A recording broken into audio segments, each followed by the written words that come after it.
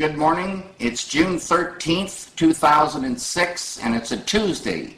Here in LA, beautiful blue skies, a gentle breeze, golden sunshine, 65 degrees Fahrenheit, 18 Celsius.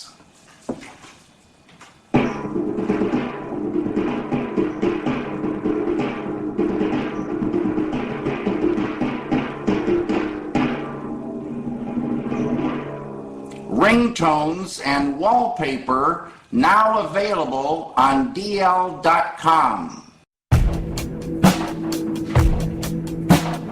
Welcome to the Twin Peaks Podcast.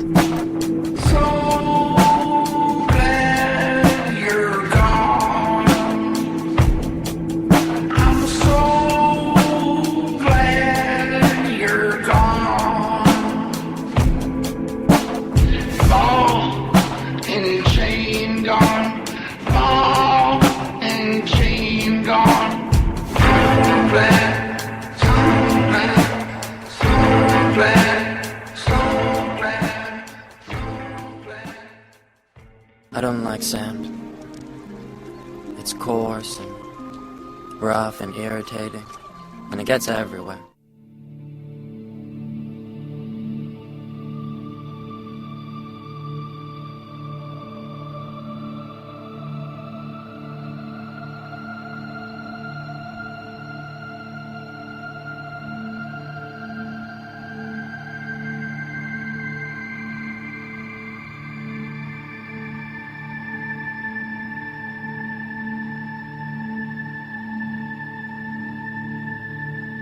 Welcome to the Twin Peaks Podcast. I'm Matt. I'm Melanie. I'm Brad.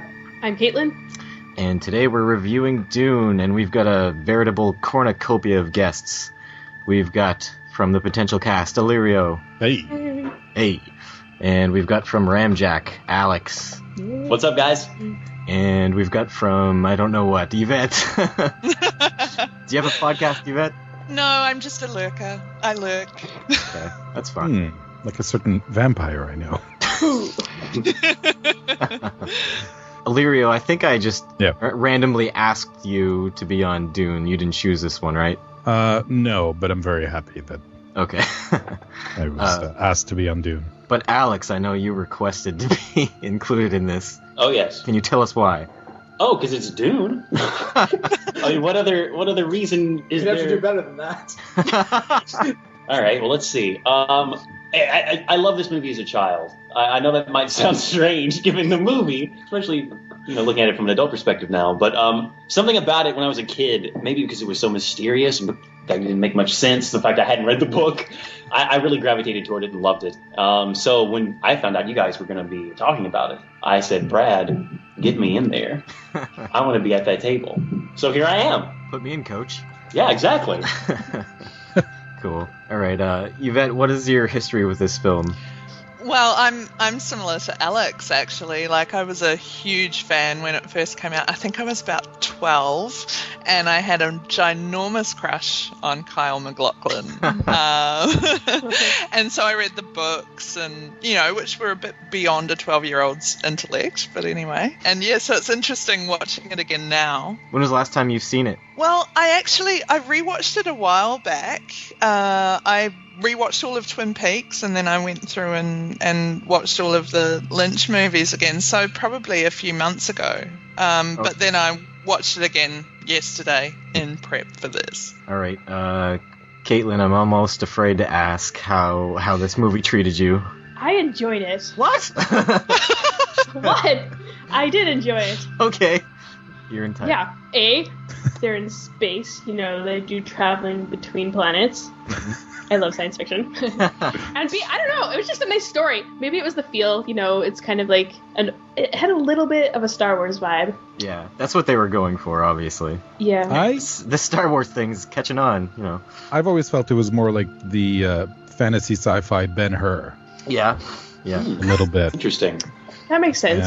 The getting on top and riding of the worm, mimicking the chariot scene. That was ridiculous. And all that. I've loved this movie ever since I first saw giant phallic worm coming out of the sand on my television when I was a child. Okay, was Frank Herbert the guy who came up with sandworms? Because they're in everything. I think so. Was he? Okay. Mm-hmm. Okay, I guess it gets points for originality there. Yeah, but watching the movie made me want to read the book. Partially because I want to imagine the story without Kyle McLaughlin. Like, he's not bad, but like, I don't know, he just doesn't do it for me. Like, No? no. Horror! Is he too not even innocent in the film? Maybe it's just his acting. I'm not a huge fan of. They really played that up a lot. It annoys me. And then you get to see Captain Picard, and everything's freaking awesome. Yeah. There's a lot of great actors in here.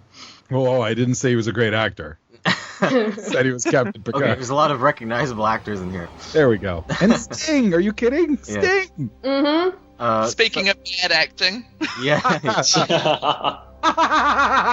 He's just a big body So in his leaf underpants. yeah, his cabbage underpants or whatever.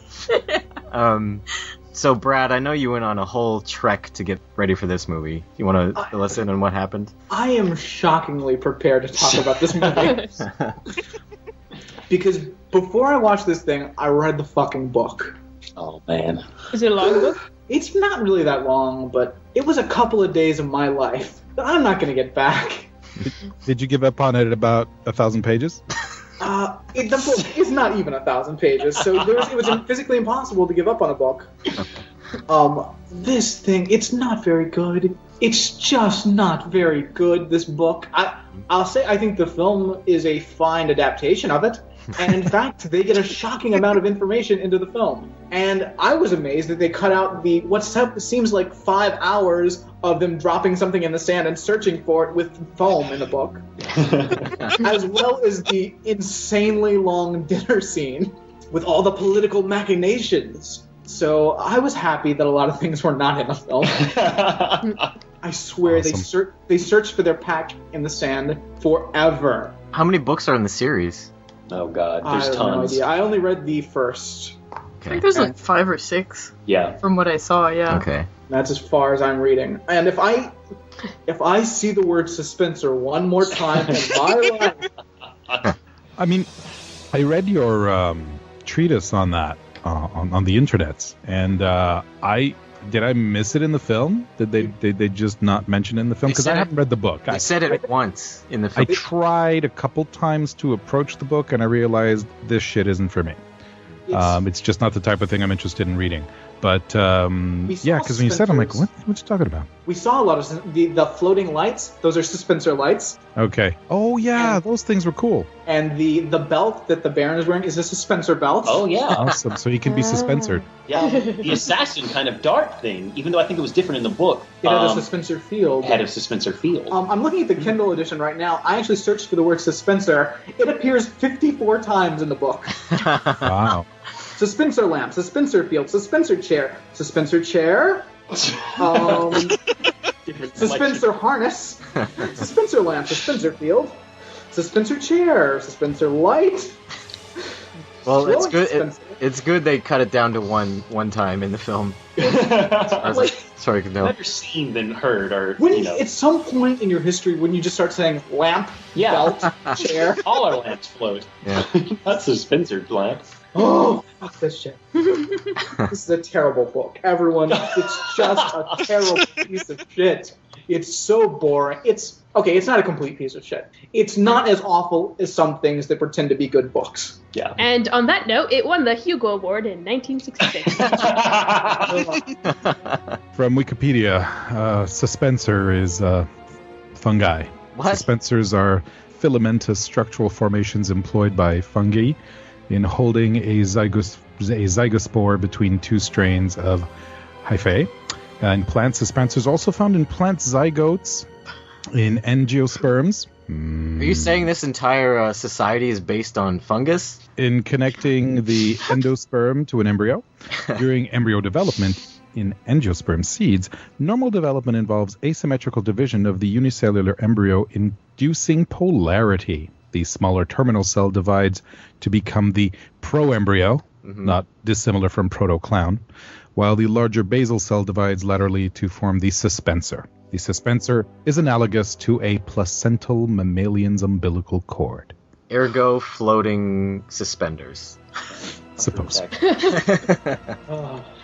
Thank you, random person who wrote that in Wikipedia. So, Brad, I'm going to count on you for all the Dune facts. I have all of them. Facts.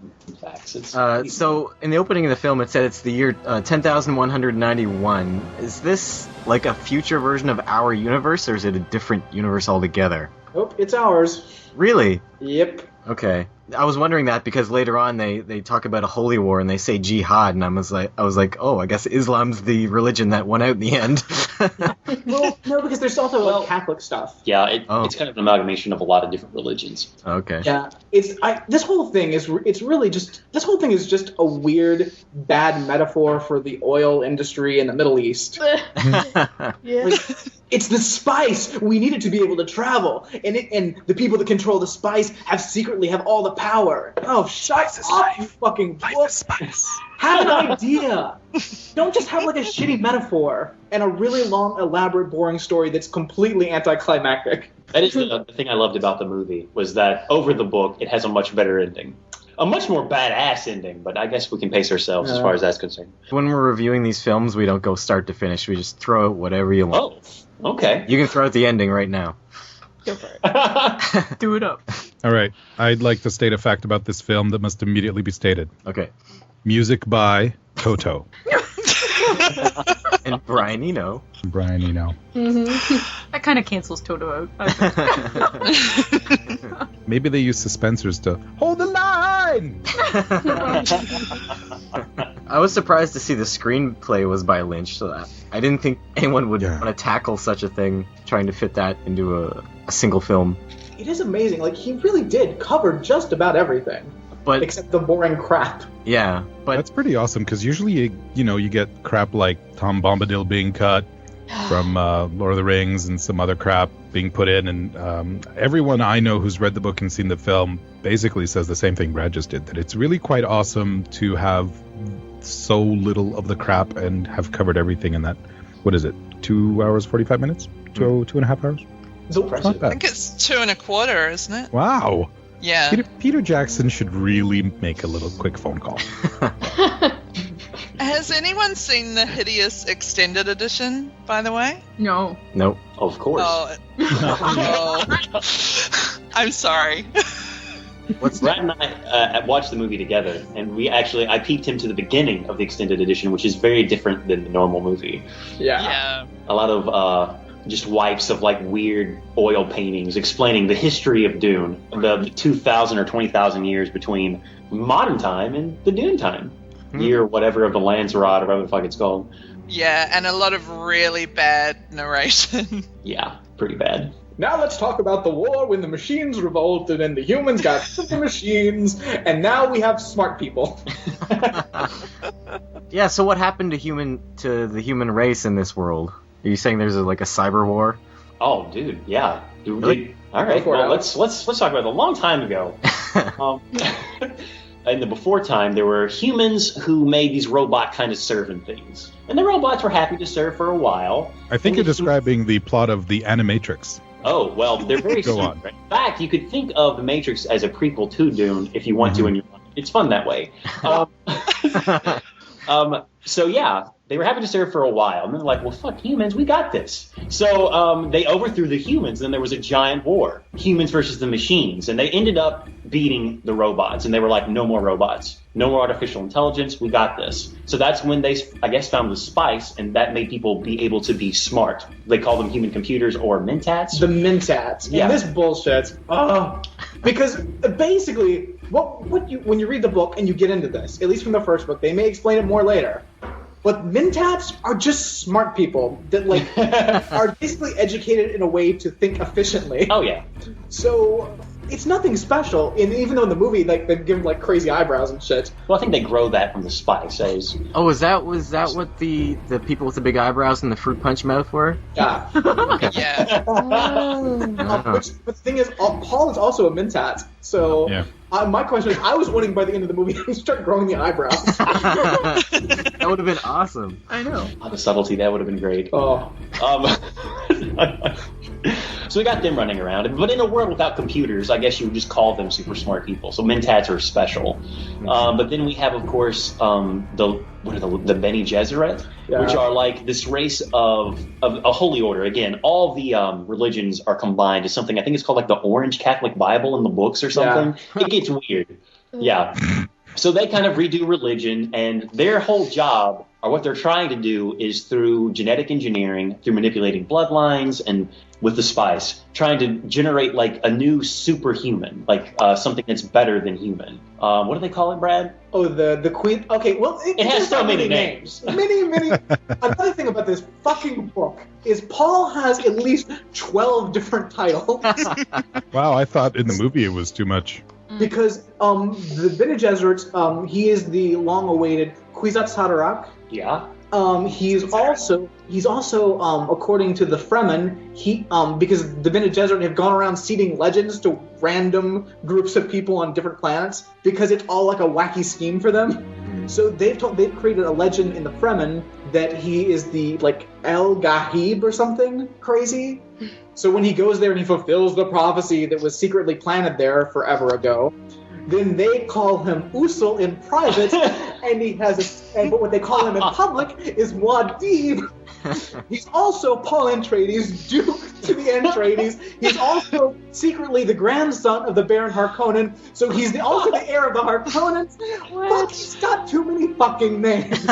It gets complicated. He's related to the Harkonnens? Yeah, oh, dude. This is the one. There's a couple things that should have made into the movie, but there's awesome scene in the book where, like, once his mind gets opened up by the spice and everything, and he's like seeing into the past and the future and everything, he realizes that his mother is actually secretly the daughter of the creepy Baron. No.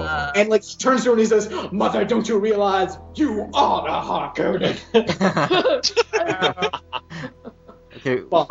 Okay, what I want to know about this spice is, can you put it in your chili? Like what? Yes. Yeah.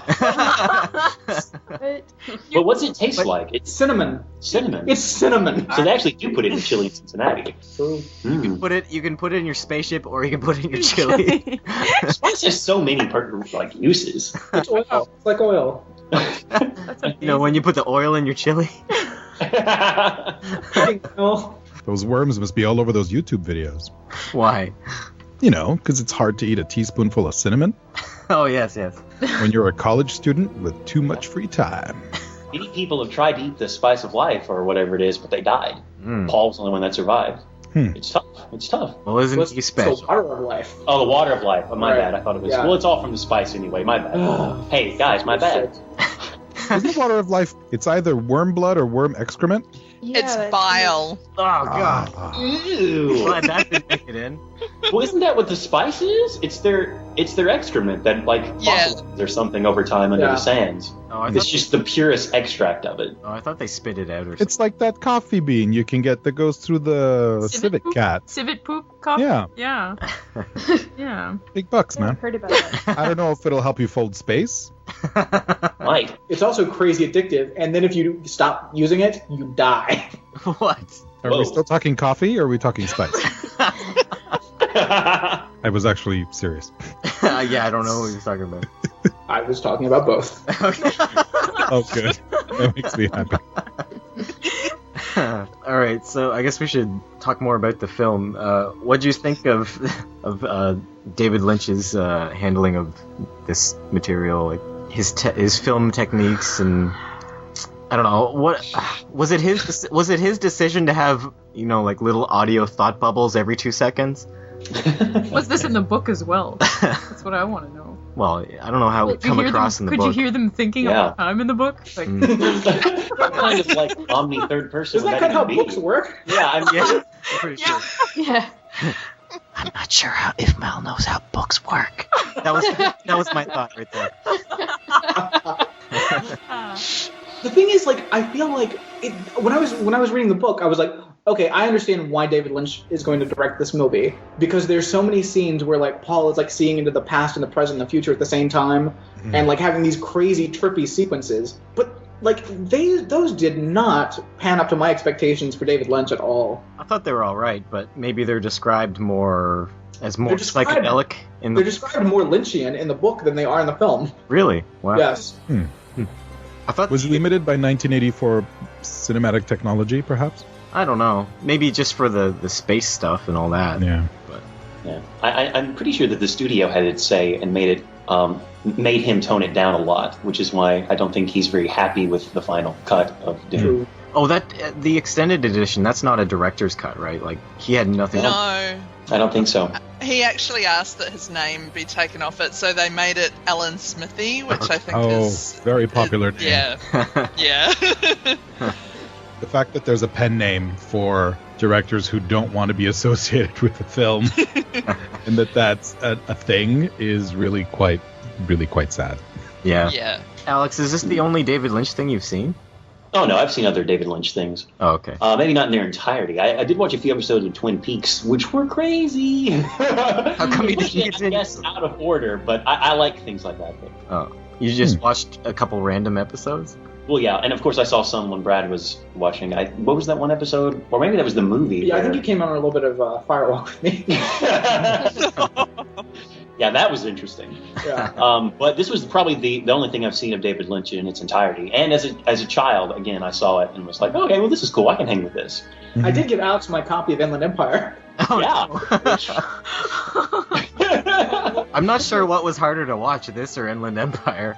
You had a hard time watching Dune? Yeah. Yeah. Really? We've had to watch it in 2 parts, like both the times we've seen it. Well, the first time we watched it in 2 parts because we fell asleep halfway through, and then It's not Space Odyssey. this time we watched it in 2 parts because Mel broke her leg or something. Well, I didn't break my leg, but I slipped on the floor and Yeah. Well, Mel, your leg's fine now, right? it's fine now, but it was hurting pretty bad last night. Yeah. I couldn't walk at all. Oh. Just a Spencer belt. Yeah. I know. It's a Spencer cast. Yes. Just the technology's That would- just not there yet. That would be the Suspensor cast would be hilarious on your legs. She'd just be upside down, flying around by the cast. I would have loved that. See, for me, when Brad was talking about all the things that are in the book, that's actually the exciting part for me, because that was the job of like a lot of science fiction writing, like coming up with the crazy ideas or not so crazy ideas for like the future, like pushing the bounds of science. What could be a possibility, and like that's a big discussion for science fiction books. Is that that's a lot of it seems like implausible and crazy, and if you read science fiction books, they're actually often really weird because they also touch on other things like society and humanity. But I really want to read the book now. If you like long-winded political intrigue, dinner scenes, and searching through the sand with foam, you're gonna love it. I'm a big fan of Charles Dickens, and you know how he likes to comment on I will say there's more than just the political intrigue. Like, I think it's also an interesting take on religion and how it affects people. Sure. Because the Bene Gesserit basically manipulate people on different worlds with their whole, like, we're going to make the Quetzat Satarak, or whatever the hell he's called, or Mohadib, or whatever you want to call him. Yeah. And that's interesting to see that illustrated in a book I think very well. Now, granted, it is long-winded.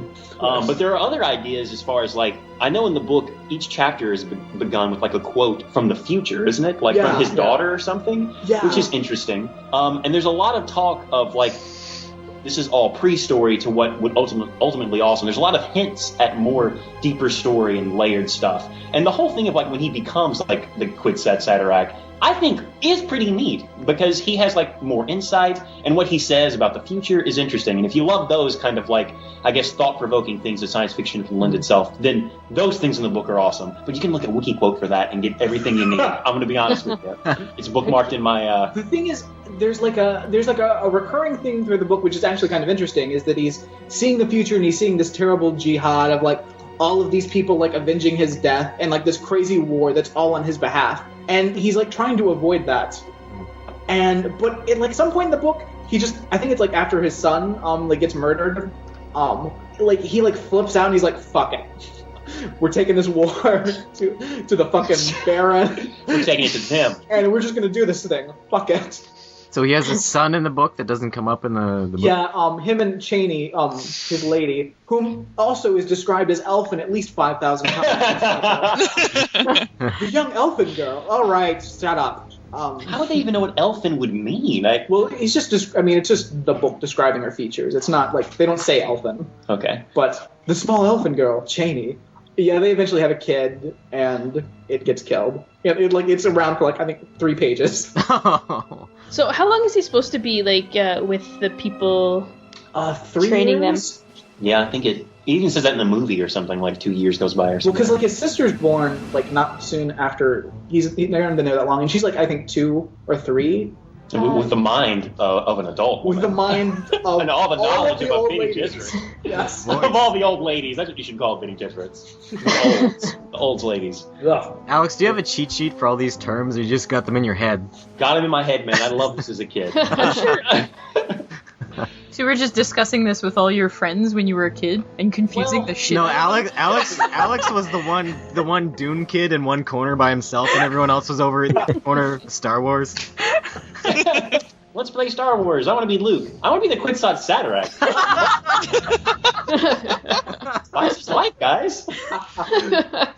Okay, Alex. You realize that Star Wars is just a lot of ripping off of Dune, right? I wish I had a dime every time I heard that when I was in school. Nobody, because there are a couple people that wouldn't stop talking about that. I'm like, nobody cares. Yeah. Dune doesn't have a movie at the time. Yeah. And then there was a movie. One cared. What'd you guys think of the special effects in the film? What year was it? 84? 84? I think it's pretty good for 84. You mean the cubist suits that they wear? except for those suits. The shields? Shields. Yeah, I thought they were awesome. Shields were awesome when I watched them the first time in 87 or 88 on TV. Yes, maybe, yeah. At the time, At the time, maybe. It was like, oh man! Oh man, look at all those polygons. Guns are awesome! I'm confused as how they're supposed to work. I don't really understand. I think If something moves quickly through it, it can be blocked. But if you move slowly, it can penetrate. Huh. What about that weird lung, vagina, mouth creature thing? I thought we were going to save the best for last. Oh, sorry. Sandworms? No. The Navigators. Yeah. The Guild Navigator. The Guild. That was the other group besides the Bene Gesserit. Did David Lynch design that? Did he make that creature? I don't think that it talks about them like that in the book, does it, Brad? What did you say it looks Not like? much. It looks like a lung with a vagina mouth. Yeah. Vagina lung. Yeah, it's weird. But, okay, so I'm confused. Some suffers from some kind of pulmonary sapphic disorder.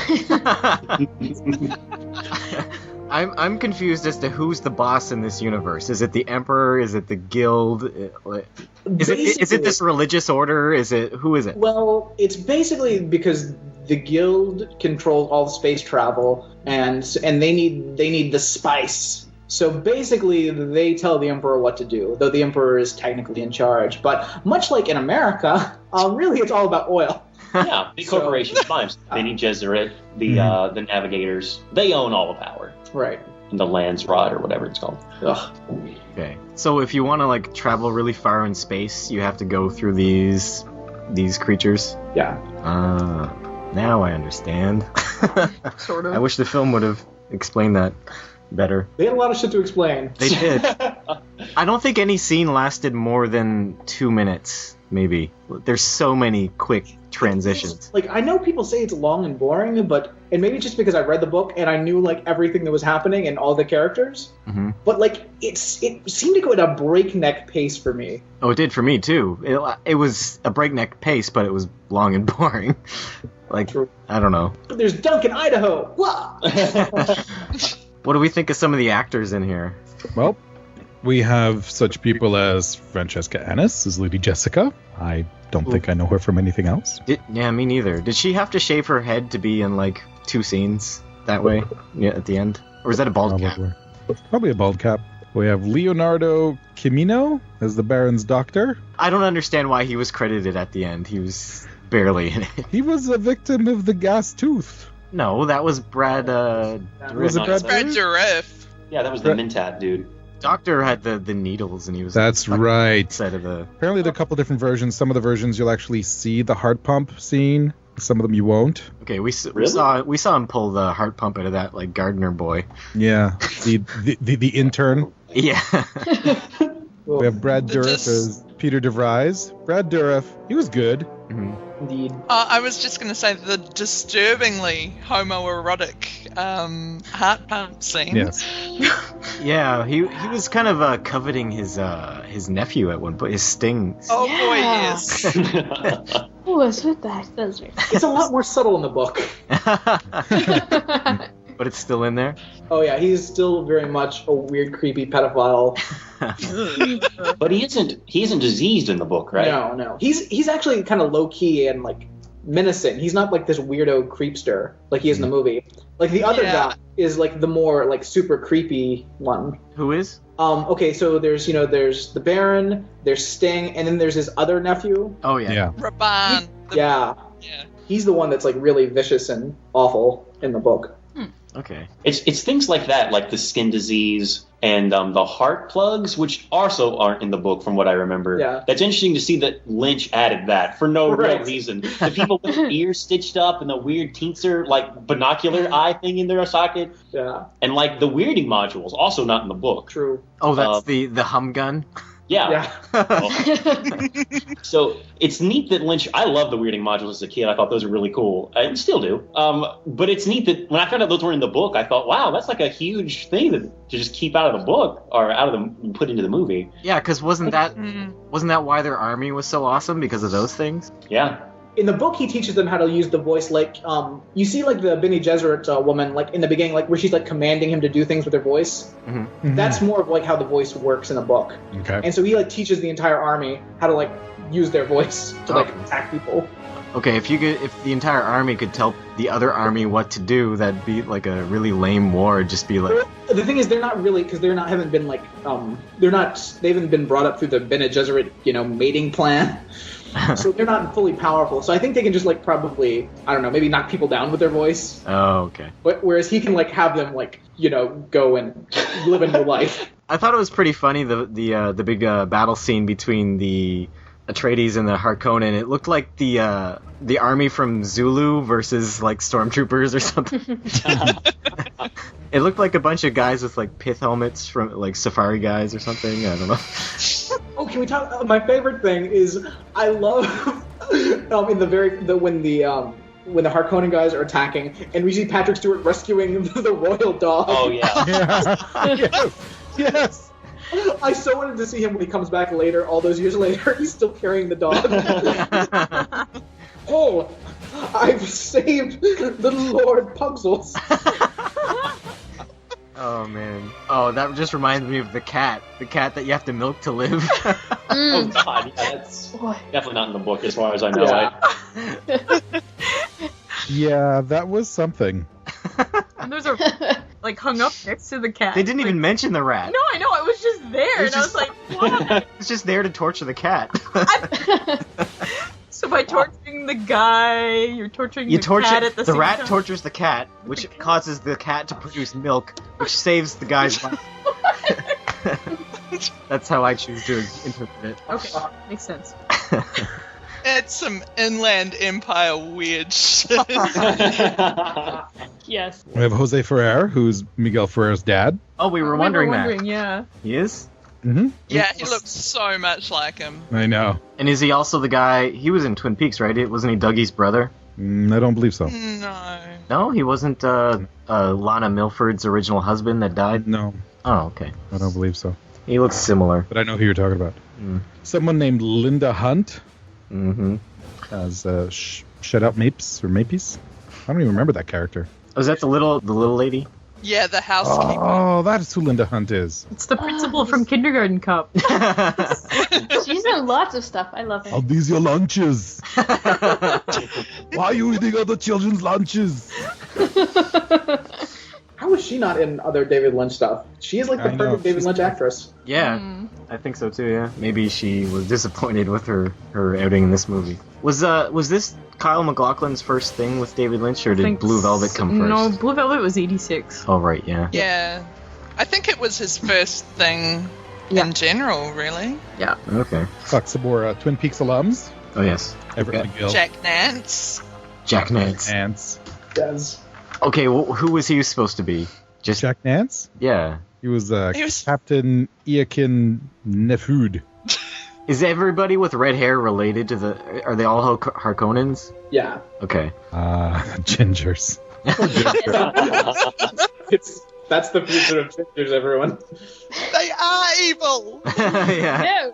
Oh, yeah. Sorry. I was a little offended, that they were all so weird and ginger at the same time, but Yeah, I wasn't sure exactly who was the bad guy, because wasn't it the Atreides who went first to have a hostile takeover of Arcanus or whatever? but I think at one point I guess- previously didn't the Harkonnens rule there or something? I don't know who the hell was in charge of Arrakis before. I guess it was the Harkonnens. It was the Harkonnens at first. And then, the Emperor, appointed The Atreides. the Atreides to Dune for whatever reason. I think just political stuff. They wanted Paul killed. They're like, this dude may cause us trouble. Kill him. I think it's more the convenience of the writing. Oh, yeah, but... This book never takes that much trouble. Can we talk about how awesome Everett McGill? I was not expecting to see him. That's fantastic. That was really weird, though, the scene where he was introduced. He's like, it was so quick to go from hostile to you're one of us. It was just like, I'm gonna kill you. You shall be known as... You shall be known as Usul, and also Muad'Dib, and also the prophesized Al-Gabian, whatever. But yeah, And also you're the Kwisatz Haderach, and also you're now the heir to the House of Atreides, and also you're the heir to the House of Harkonnen, and also you're a Mentat. Can we talk about Kyle McLaughlin's eyebrow acting, though? I mean, was that any time that he had to do a voiceover thought, or? yeah, it was especially bad in that my name is a killing word scene. Like, I mean, if he is a Mentat, then he's obviously going to have the big bushy eyebrows to eyebrow act with. Oh, yeah. I so wish that Extra happened. training's working in. Getting ready. Yes. Prep work. Maybe they were planning on superimposing the eyebrows. Post production and not telling him. Yes, I'm telling you. But also he finds out he's a Harkonnen and they turn red, so they're giant red eyes. That's how they know. That's what you did in the movie. There needs to be another cut. Yes. Should. Oh shit. I'm never going to unsee that now. Alright, I'm gonna read some trivia. Ridley Scott worked on bringing the film to screen but was unsuccessful. H.R. Giger, who worked with Scott on Alien, was hired as a production designer. Did he stay as a production designer? I didn't see him credited anywhere. Oh. No. One scene called for Duke Leto to be strapped to a black stretcher and drugged. During one take, a high-powered bulb positioned above Prochnow, that's the actor, exploded due to heat, raining down molten glass. Remarkably, Prochnow was able to free himself from the stretcher moments before glass fused itself to the place he had been strapped. During the filming of the dream sequence, the Baron approached Leto, who had special apparatus attached to his face so that the green smoke would emerge from his cheek when the Baron scratched it. Although thoroughly tested, the smoke gave Prochnow first and second degree burns on his cheek. Ooh. Yikes. That was a cool shot, though, when he's opening up his cheek and there's smoke shooting out. The tendons visible when Paul hooks the worm were made of condoms. What? All right. I think that's Makes a sense. common thing that people use in film anyways. So is that when he, pulled the plates apart and you could see, inside the worm? It was, stretching? Wow, very ingenious. It's appropriate given how phallic the worms were. Yeah. That worm is This giant penis will have condoms on its inside. Oh, the girl that played Cheney. Sean Young. Yeah, was supposed to be the Vicky Vale in Batman Yeah. until she broke her leg in the horse riding thing. And then they replaced her. And then she auditioned. She wanted to be Catwoman in the next one, and she went there dressed as Catwoman and freaked everyone out. Oh. Didn't she have some weird stalking thing with Michael Keaton? I don't Am know. I just imagining that? I'm sure I remember that she was a complete weirdo. Yeah. Yeah, she is. Yeah. Speaking of Sean Young, director David Lynch and producer Rafaela De Laurentiis arranged a screen test in New York with Sean Young for the role of Cheney. Is it Cheney or Chani? Cheney. Young's agent never told Young about the meeting, and she was in fact booked on a flight that evening to Los Angeles. Lynch and De Laurentiis missed their flight back to Los Angeles and ended up catching the same plane as Young. During the flight, De Laurentiis noticed Young and told Lynch, "I bet that girl's an actress." A stewardess told the pair that her name was Sean Young, and De Laurentiis confronted Young about standing him and Lynch up. The misunderstanding sorted out, and the three ended up drinking champagne and reading the script together on returning to Los Angeles. All right. That's weird. Wow. John Hurt was offered the part of Dr. Yui. Really? Oh, interesting. Dean Stockwell was awesome. Yeah. Yeah, he's always awesome. I love him. Oh, why does he have a triangle on his head? Or, I mean, a diamond. That's the imperial conditioning. Oh, yeah. What's that mean? You can't lie to them. He's like completely open and honest. Oh. Yeah. Okay. But he was broken. David Lynch disowned the extended television cut. The name Judas Booth that appears as the screenwriter in this cut is a combination of Judas, the apostle that betrayed Jesus, and John Wilkes Booth, Abraham Lincoln's killer. Awesome. With this in-joke, David Lynch meant that the studio betrayed him and killed the film. Wow. The director's credit is the usual in these cases, Alan Smithy. Nice. Judas Booth. Oh, did anyone notice the David Lynch cameo? Yes. That was odd. That was very odd, I thought. Yeah. Indeed. Because what else has he been in? Just Twin Peaks? Yeah. And this? It's an odd choice. Yeah. I enjoyed seeing him, but it was very odd. Just to step back for a second about that imperial conditioning thing. Mhm. This is another one of the giant plot holes in Dune. So the fact is, like, the reason he betrays the Atreides and puts the tooth in his mouth is because he wants revenge, because the Harkonnens kidnapped his wife and killed her, and he knows that they've killed her. So he betrayed for revenge? Yes. And he says, they told me that if I helped them, then they would let my wife live. But I already knew that they had killed her. What? So, but this is the only way I'll be able to get my revenge. Listen, if you're already willing to die, you're gonna be able to find a way to kill this dude. Why don't you put the fake tooth in yourself? Like anything, it's so stupid. It makes no sense. So even though he is actually loyal to the Atreides, he just wants revenge enough that he's willing to screw them all over and help the Harkonnens in the long run. Yeah. It does seem like an oddly convoluted revenge plot. Yes. Didn't think that one through. No. Here's another thing. During the film's original release, cheat sheets explaining much of the movie's setting and its more obscure vocabulary were handed out to moviegoers at the theaters, and I'm convinced Alex has one. What? Is this for real? The cheat sheet thing? It's just odd that they would if do you need to this. scan it and email it to you guys, I'm sure I can hunt a copy of it. Well, everything is That so makes- overly explained in Yeah. the book repeatedly. Like, you're gonna pick it up. But I think in the movie, nothing is explained really, which is one of the reasons, again, when in my youth, I was drawn toward it, because there was all these weird things happening, and I was like, why? All right, never answered, which I like that ambiguousness of it. Sure. But I can totally see a cheat sheet. I mean, that's essentially what the extended cut is the beginning, kind of explaining everything, like, all right, this is what's happening. But that's interesting. David Lynch was originally signed to do 2 sequels to this film based on Frank Herbert's novels Dune Messiah and Children of Dune. Box office failure ensured that the plans never came to fruition. Patrick Stewart said the still suit was the most uncomfortable costume he's ever worn. Yeah. It's just a gross idea. Oh, you mean the suit with that recycles your sweat so you can drink it? Your sweat, And the- your urine, and your feces. Everything. You could live, what, 3 months, they said? Yeah.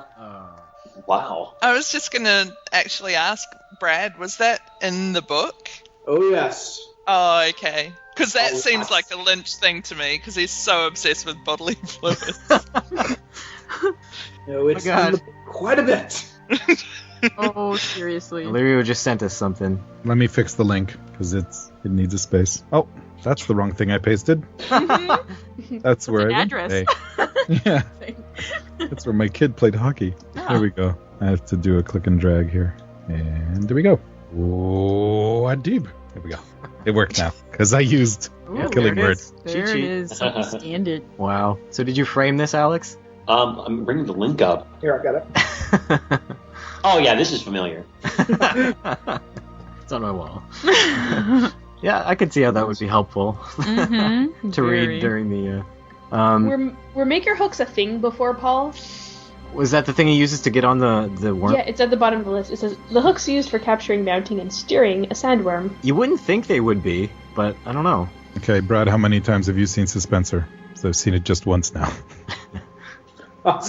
Hunter Seeker, a silver of Suspenser Boyd medal. Fuck you, suspensors! Do you guys know if anybody ever tried to ride the worms before Paul in the books? Oh yeah. Oh, All yeah, of them. surely. Yeah. Okay. Eventually, like they're all making fun of him because like most of the kids learn to do it by the time they're 12. Oh, really? I thought it was some Messiah thing that only he could do. No, he was late to the game. They were like, all right. And it was like a huge deal because they were like, all right, Paul, here's the thing. You need to learn how to do this because you're a grown-ass man. That's awesome. And the huge thing is, like, if he failed, assuming he didn't die trying, then it would be pretty much sure that he wasn't the prophesized one. Oh, wow. And also, because they were keeping like the women and children like safe like in another part of the desert. So like he didn't even. He was like, I gotta get this so I can go see my family. Because right So now you can ride the worms. Yeah. They only travel. it's the only there's like it's like public transportation. I gotta get my bus card, man. How am I gonna see my family? I gotta learn to ride these worms. That's horrible. Because you gotta wait for them to come up with those little thumper things, and then you gotta put like so much physical effort just to get on the back of them. Right. And what if you drop your pack in the sand? Oh no, what's Then you're gone? gonna spend hours like using a battery and a compass to make foam so you can build the wall to funnel foam. What else? David Lynch has said he considers this film the only real failure of his career. To this day, he refuses to talk about the production in great detail and has refused numerous offers to work on a special edition DVD. Lynch claims that revisiting the film would be too painful and an experience to endure. But Inland Empire, he's cool with. Oh, yeah. It's his baby. Yeah. David Lynch turned down the chance to direct Star Wars Episode 6, Return of the Jedi, to direct Dune. Wow.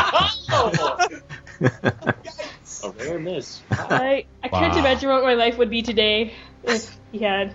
Well, Luke and Leia would have fucked for sure. I mean, let's just get that, elephant who's in the room kind of out of the room. That would have happened. Yeah. Who would Jack Nance play? Oh, an Ewok. As an Ewok, yes. He would. Sorry. He would have been the wrangler of the big giant monster thing. Oh, he was he would have been the Rancor Wrangler Yeah. who cries. Who cries when the Rancor dies? Brad Dourif as Boba Fett. Actually, he was Boba Fett, Brad. He's always been under that mask, didn't you know? You want to read this one, Mel? Okay. It's long. How do you say that? Alejandro Jodorowsky had originally planned on filming Dune in the early 70s and had enlisted the help of Jean Giraud and H.R. Giga to to create the movie's visual style. Salvador Dali was enlisted to play the part of the Emperor. What? Yep. Jodorowsky was also intended to cast his son, Rontis Jodorowsky, as David Carradine as Duke Leto, Orson Welles as the Baron, Gloria Swanson as the Bene Gesserit Reverend Mother. The soundtrack was to be done by Pink Floyd. Really? Yep. According to Jodorowsky, the project was sabotaged in Hollywood. It was French and not American. Their message was not Hollywood enough. There was intrigue, plunder. Ooh.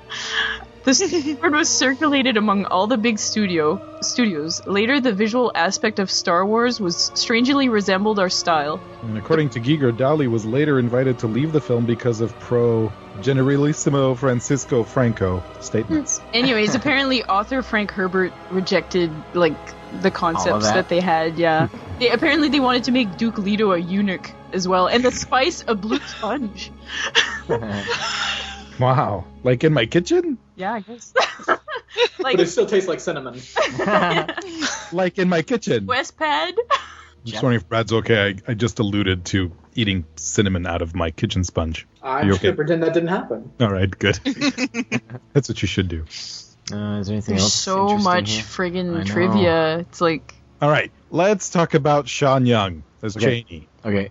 I wasn't impressed. No, she barely had anything to do. I don't think I've ever been impressed by Sean Young. Not even in Ace Ventura. No. Because I think back to Blade Runner, Oh yeah. and it's, doe-eyed kind of not involved character. Sting.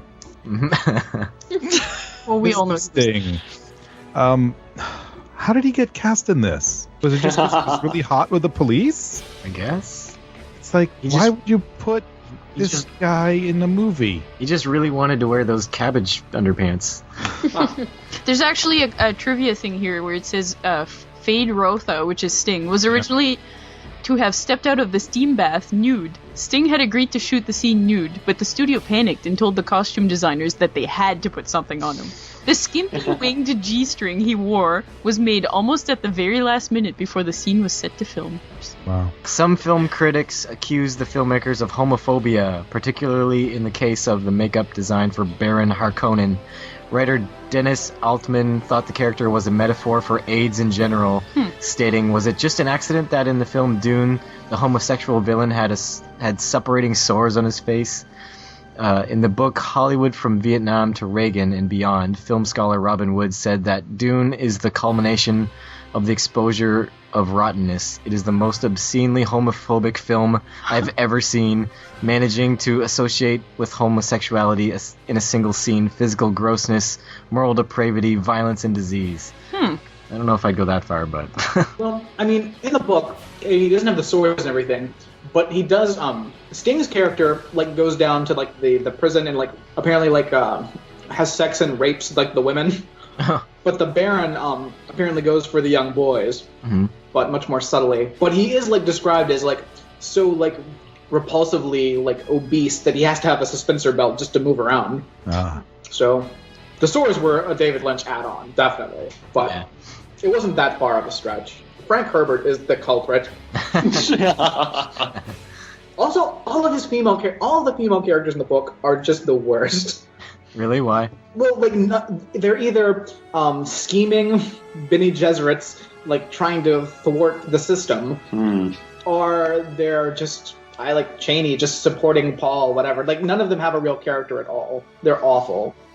Jürgen Proncho is not related to Pinchot from Perfect Strangers, right? I don't know. I don't think so. Look it up. No, I think he's German. Yeah, okay. He was in not Das from books. Boot. Yes, he was in Das Boot, and he was also in Air Force One and Beverly Hills Cop 2.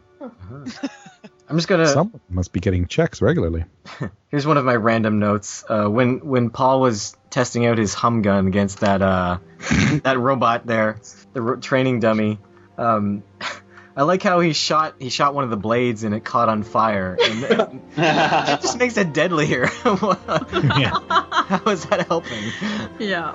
I've got a note that With fire. when they crashed in the desert, there was one shot where Jessica's hair was absolutely perfect, and she looked like she should have been in a White Snake video. And then when they were crossing the desert, she looked like she had this ginormous bird's nest in her hair. So they must have had some issue with the continuity of her wig. I don't know. Maybe. Everybody had really big 80s hair in this movie. Especially Everett McGill. He had a Yeah. bird's nest on his head too. Yeah. Yeah. I really liked the one of the opening scenes when that lung with the vagina on it comes in. It comes in like a train and it opens up and it's in this tank, and I thought that looked awesome. I love how that looks. It comes in like a train. Well, it comes in, that big black thing. It comes in like a train. What would you say it is? I don't know. It comes with its own carrying case. Yeah. And it has a microphone. And he comes in with all this to do, and yet at the end he's like, I was never here. Yeah. I love it. doll out of it, like like an action figure. Oh, a Yes. plushie or something? Something. That comes with its own carrying case and microphone. Yeah.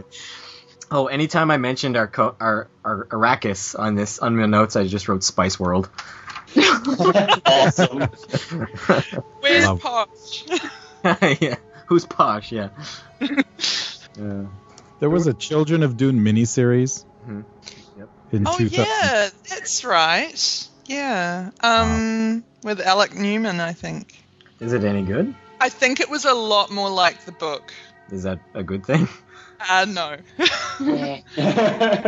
It had the ending of, because they actually put Dune in that series, and yeah, it was the book ending, which is lame. Oh, It actually so plays toward Brad's observation of the characters that Frank Herbert writes that are women are just horrible, because it's even a bad ending for them. It is. It's the worst. It's like so he kills Sting's character, and then it's like now I'm going to marry the Emperor's daughter. And Chaney's like, what the fuck?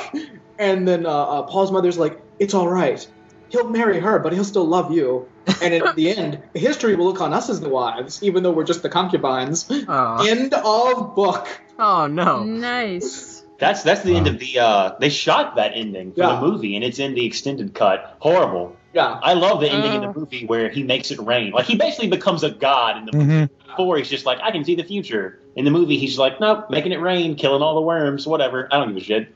Way to go, Paul. Yeah. Much better, more badass. What's badass is this custom third stage Guild Navigator toy that I found on the link I put in the chat. Let's see this. Oh my god. Wow. Oh. I know, Alex. I agree entirely. Kids played with this? No, these are custom. It almost looks like he's waiting at a bus stop. Actually, it's more like a bus stop. Did we ever post the Dune coloring book?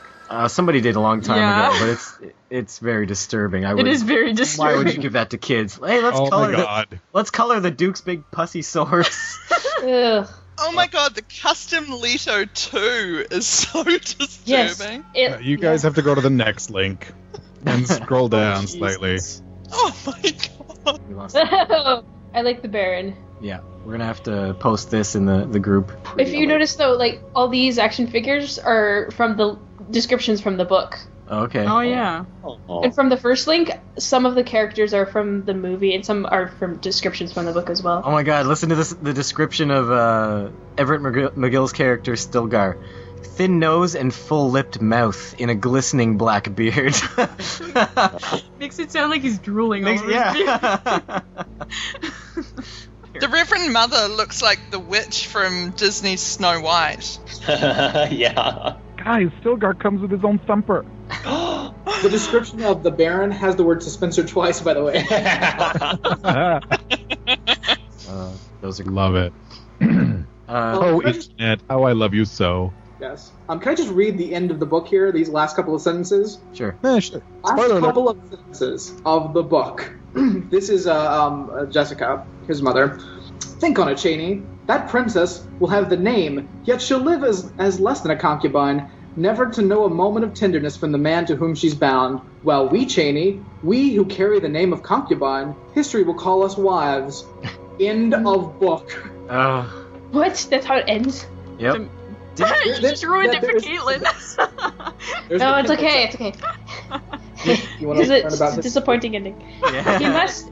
He knew he was going to write like 5 more books, so he's like. Yeah, I suppose maybe. Didn't in the film? Didn't he mention the father mentioned some concubine? Was Paul's mother a concubine? concubine. Yeah, Yeah. Jessica was a concubine. Oh. Yeah, and he was saying, remember he was saying I should have married you? Yeah. Yeah. Did we ever see Well, his he didn't wife? say it, he thought it. But Yeah. we never did it. Yeah. He never married because it was like a Queen Elizabeth situation. It was too political. Gonna get tied down. Nope. But a concubine, that's the ticket. Defo. Oh yeah. All right. Any more notes, or should we go on to feedback? I hope we got some feedback. We got a few. Yay! Nothing from Claire. She Oh, She refused. she refused? Yeah, she's like, I'm not watching that again. Girl blamer. That's good feedback. Well, now. There's only 3 of them, so not everyone has to read. Okay. All right. And this is from Aaron Leahy. Hi guys. I love the podcast. I think you're all great, and I really enjoy your take on these David Lynch films. So, Dune, before I watched this as a friend, told me it was a great sci-fi film, and then he said it was an even better than Star Wars. Oh. Lies! I genuinely don't have a clue what he was talking about. I found Dune a little hard to follow and just uninteresting. If Kyle McLaughlin wasn't in it, it would have been brought down lower than it already is. Also, I was glad to see Big Ed as well, and Jack Nance. These little moments helped me through the film, although I wish Harry Dean Stanton was in it as well. Overall, this just isn't a David Lynch film. Also, did you know he was offered a chance to direct Return of the Jedi? Thanks, guys. Keep up the great work in the podcast. Thank you. I still get them mixed up, even when you just read that. Although I wish Harry Dean Stanton was in this as well. I was about to say he was. No, that's Dean Stockwell. Damn it. One of them helped Sam travel through time. The other one's a droopy dog. This one is from Amanda Carpentier. Carpentier? Carpentier? I don't know. Looks French. Carpentier? Carpentier, yeah. See. Hello, Twin Peaks podcastians. Dune was my first experience in the world of David Lynch. Oh no. A year earlier, I tried to read the book, but I was only 10. It was a bit complicated for me. You didn't miss anything. So at 11 years old, when I saw a commercial for the movie, I was interested. My dad took me and my brother when it was showing at the local $1 theater. Oh. About 15 minutes into the movie, they both wanted to leave. There's still, isn't there? That's probably still during the opening. Oh yeah, the credits last forever. Sorry, I'm just jumping out of this for a second. I love also in the opening credits when she does the whole speech and then it kind of fades away. And she's like, "Oh, one more thing." Yeah. It's so lame. Oh, sorry, forgot to tell you. By the way, Virginia Madsen, come back. I think that was added afterwards, after the film was complete. That was an afterthought. I'm pretty sure. Oh yeah. Well, because before there was that whole thing with like the paintings and like explaining the entire history. Oh. And plus, that girl had like no other role in the film other than like, "Dad, what's going on? Don't worry about it. Shoo." And what? I'm gonna marry that guy. But it'll be us who are known as the wise. It's like you totally, give her something else, anything else. She did have that awesome foxy corset, that suspensor corset. Everything Dune is suspensor. Yes. Sorry, back to the email. About 15 minutes in the movie, they both wanted to leave. 3 or 4 people had actually walked out already. There were only 15 people even there. But I had been sucked into the world of Paul. I semi-begged, and my dad agreed to suck it up. In the theater? That must have been awkward. Part of what pulled me in was Paul being taken away from the world he knew to a new one. I could connect to that, because at 11, I could remember moving 5 times. Oof. And your dad owed you a movie. Yeah. I could take this to a new home, new neighbors, make new friends, but at least I was on the same planet. It's true. Way to think positive, yes. They tried to move over to Mars, but she said, "No, Dad, I'm staying on Earth and we're finishing this movie." I remember thinking that would be a million times worse, being shipped off to other planets. True.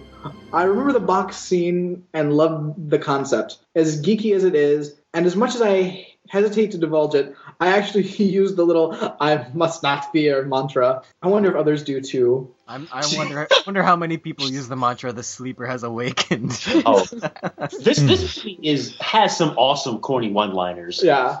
The whole thing about fear being the mind killer, which is in the book, which is also one of the interesting things. I think that Paul's whole approach to those stuff. But yeah, tons of like crazy one-liners. Definitely. Yeah, that line was also sampled in some weird techno track. Oh, snap. And I feel like I've heard "Life is Spice is Life" before too. Yeah, maybe in an Old Spice commercial. They would be smart if they grabbed on that. Because Old Spice brings you Dune. I got a feeling the market for people using Old Spice is probably larger than the Dune market. Paul's taking a shower and like with like shower gel. The spice is life. The spice is the work. Life is spice. They contradict themselves at one point and they say water is life. I was not enthused. Water and spice. Yeah. That's why you gotta take a shower with water and Old Spice. Yeah. Are you listening? All right. Aside from Star Wars, Dune was the best movie I'd seen in my young life, and set the stages for me to watch anything David Lynch and anything with Kyle McLaughlin or Patrick Stewart. As a side note, I was 5 when I saw Star Wars in the theater. Princess Leia was the first princess I could respect. I couldn't stand princesses or Supergirl stuff.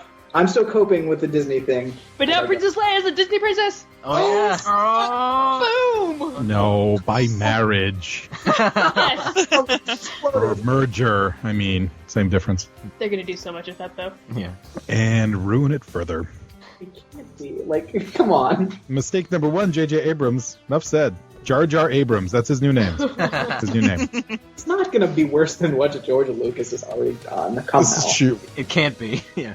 It's impossible. Greatest episode of South Park ever. Steven Spielberg and George Lucas quite literally raping Indiana Jones. I've watched it many times over the years.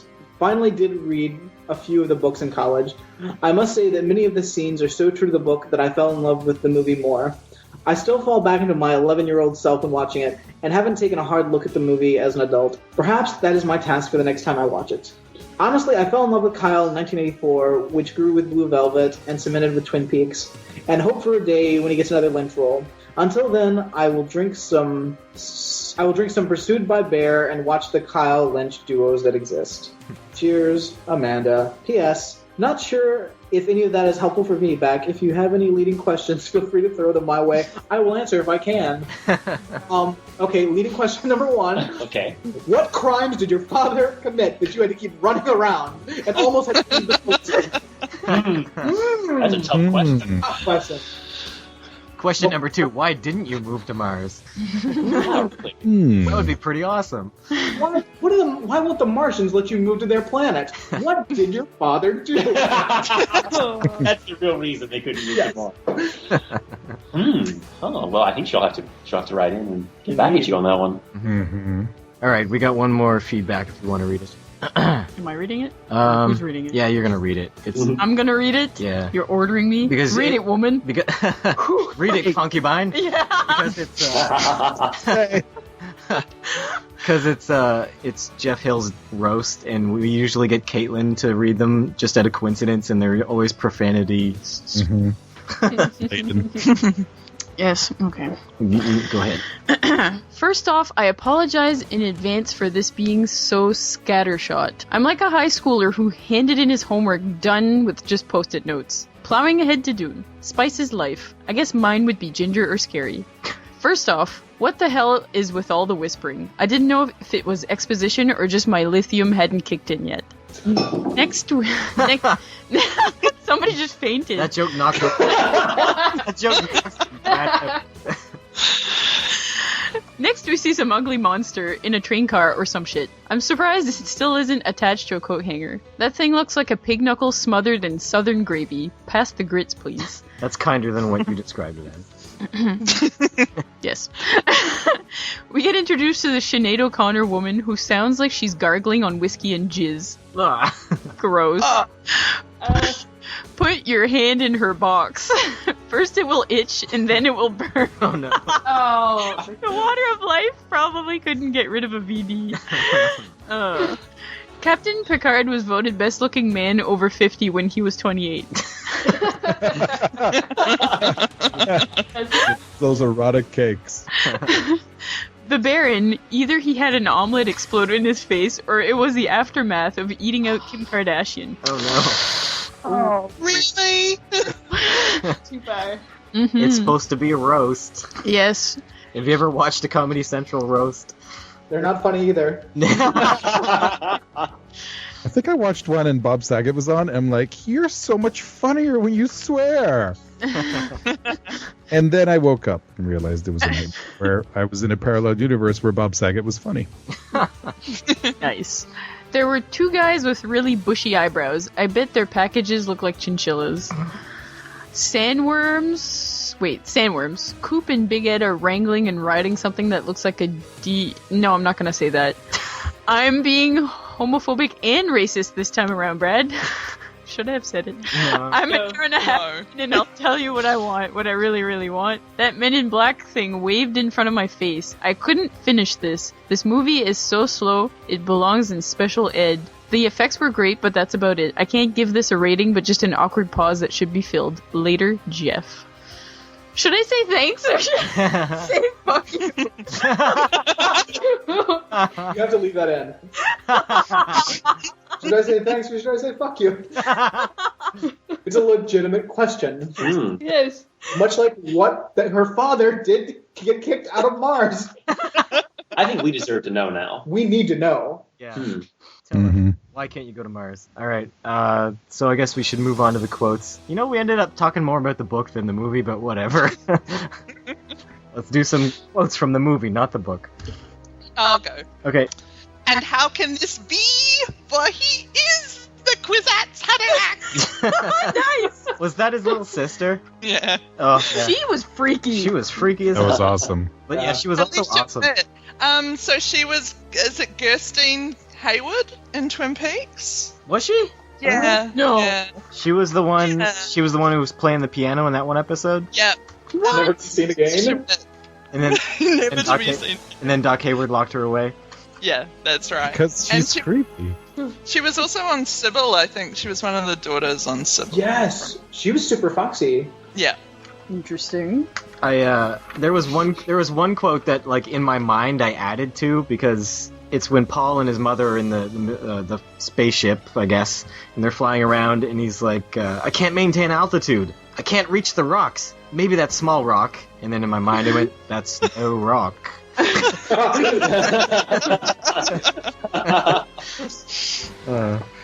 I'll miss the sea, but a person needs new experiences. They jar something deep inside, allowing him to grow.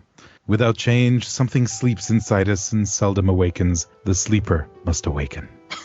Who else hasn't gone? Not in the mood. Mood's a thing for cattle and love play, not fighting.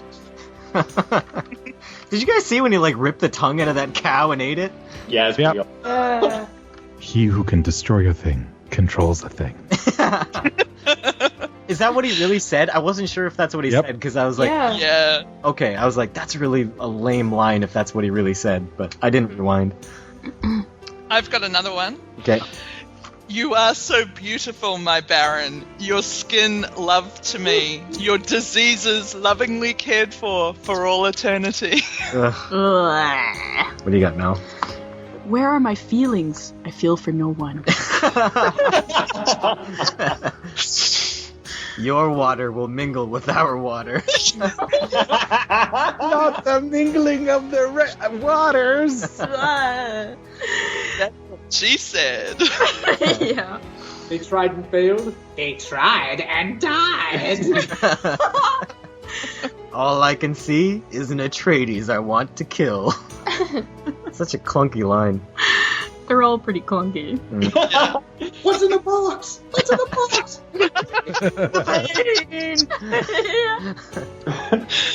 Now remember, walk without rhythm, and you won't attract the worms.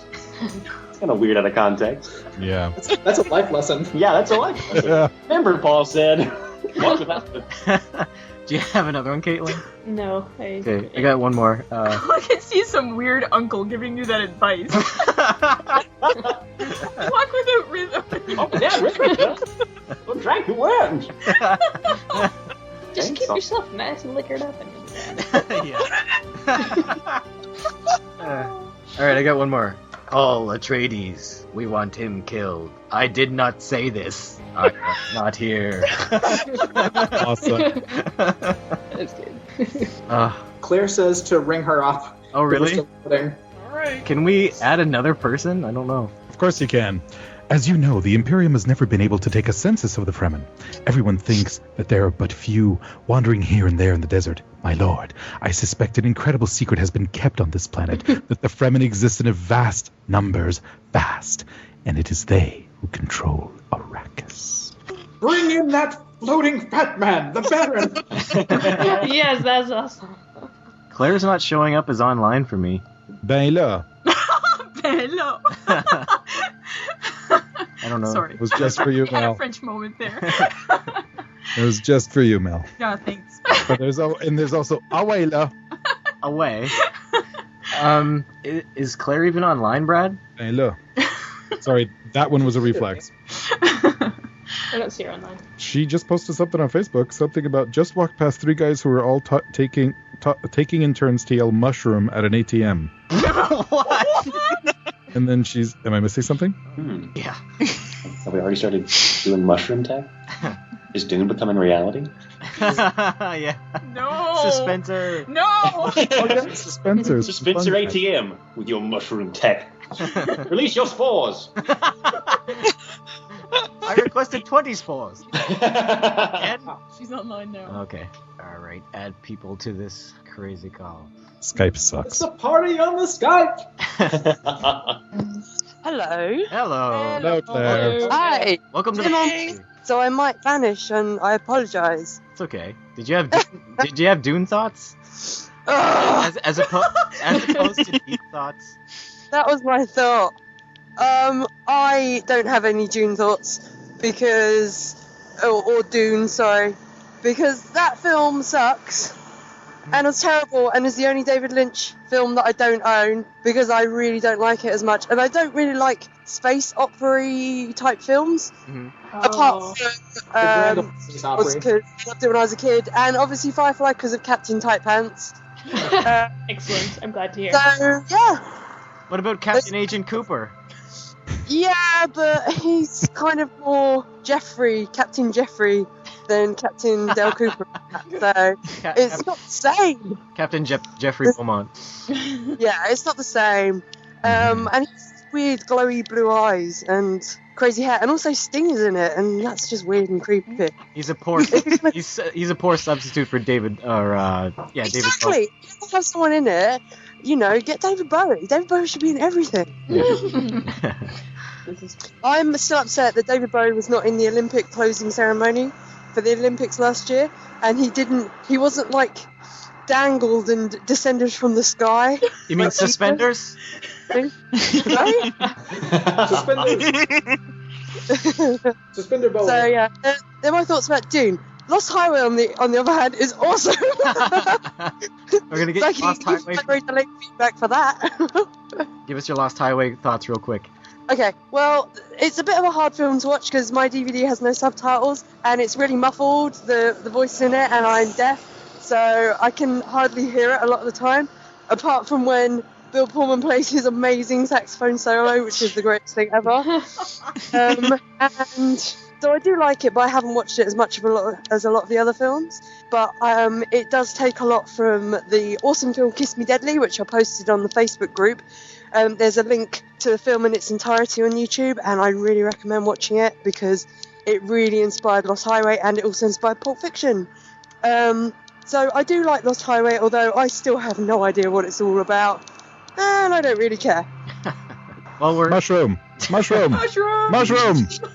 Yeah, I didn't know what the mushroom is about, and if anyone has read my Facebook status, why were there 3 guys yelling mushroom at an ATM repeatedly? Oh, you're on What am I Facebook? missing? Is it some kind of Super Mario reference? What's going on? We've already established it's a Dune reference, but you're gonna have to listen back. Yeah. Okay, I will. Okay. It's like you. You're here just in time to do ratings if you want to rate Dune. I don't remember anything about it, so That shouldn't will- stop you from doing a rating.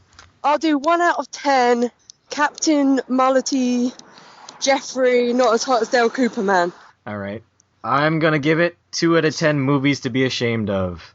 And that it gets 1 point for production value and 1 point for having me see actors I enjoy seeing. That's about it. Wow. I feel like I should lower my rating because I feel like you like Isn't Big Ed Hurley in this one as well? Yep. Oh, it should get 1 point for that, so I'll give it 2. Okay. What do you got, Mel? I'll give it 2 grains of sand out of 10. All right. Alex, what about you? Tough choices here. Alex! Obviously from a nostalgic standpoint, I think this movie's fun times. I love it. I enjoy it. There's a lot of neat stuff and ideas running through it. The production value, while it was kind of interesting and there was a lot of weird liberties taken, hey, it was big in scope. Whose problem? Hey, it happens. So I'm gonna say I'm gonna give it 7 Benny Gesserits out of 9. Nice. Whoa. So you like it because it's big in scope, Alex, but like genocide is big in scope. Doesn't mean it's... Wait, go ahead. I'm sorry. Me and Brad were arguing about scales for a second. That's fine. You'll just have to listen back. What? I love that. Come on. Nope. Brad, what do you give it? I enjoyed it. It was okay. I definitely enjoyed it more than the book, so I give it much credit to that. I loved all the actors that were in it because they were all awesome. Oh yeah. I mean, Dean Stockwell, anything pumps it up like 1,000,000 points. So I think I gotta go. I'll go 7 out of 10. Nice. 7 out of 10. Suspenser everything's. Spencer You guys both gave it 7, right? Didn't you? Yeah. Well, yeah. Are you guys holding? Alex gave it a 6 out of 9, which makes no sense. What? I said 7 out of 9. Oh, did you? Yeah. Okay, you gave it 7 out of 9. So I guess yeah. You gave it a Star Trek Voyager character. I gave it 7 out of 9. One Jerry Ryan.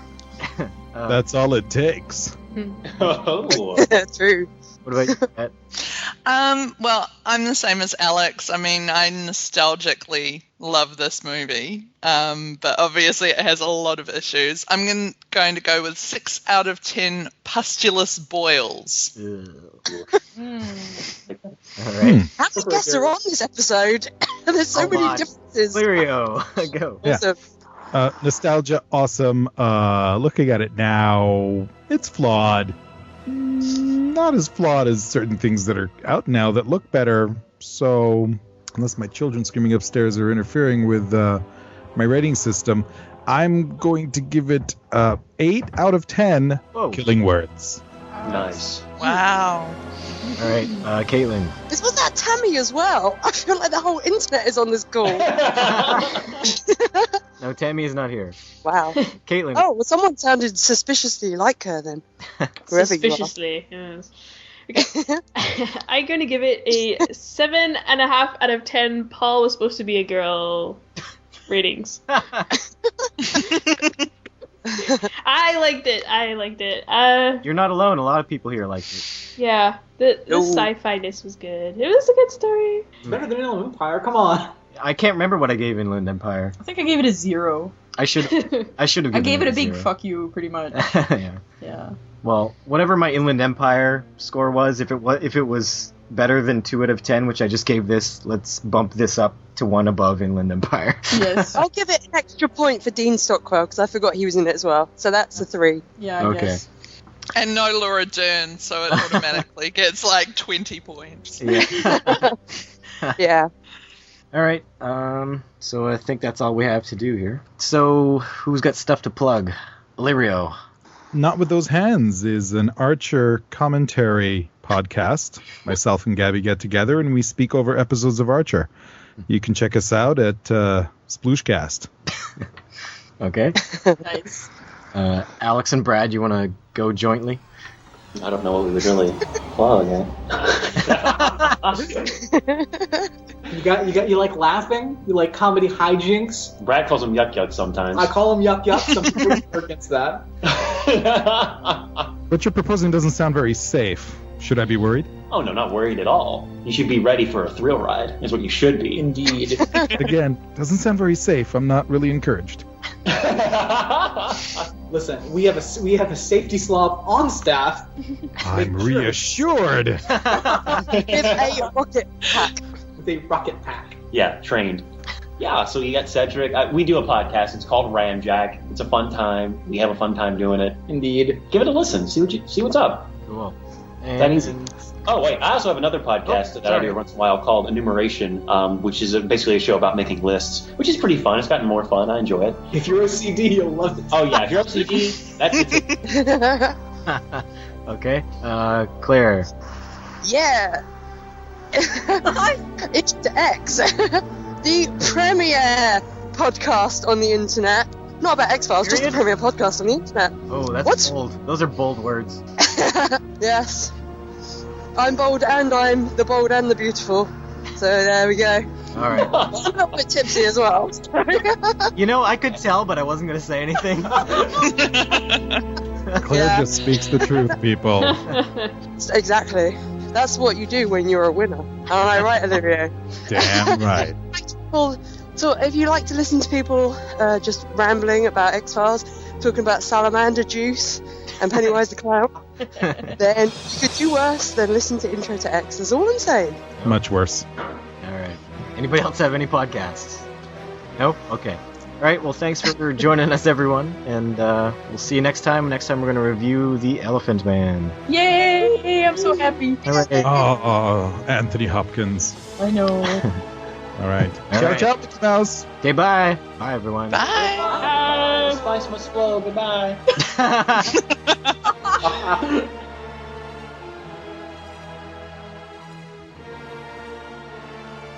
Thanks for listening. Check us out on twitter.com/TwinPeaksCast. Search for the Twin Peaks Podcast group on Facebook. And visit us on twinpeakspodcast.blogspot.com. Email your feedback to twinpeakspodcast@gmail.com.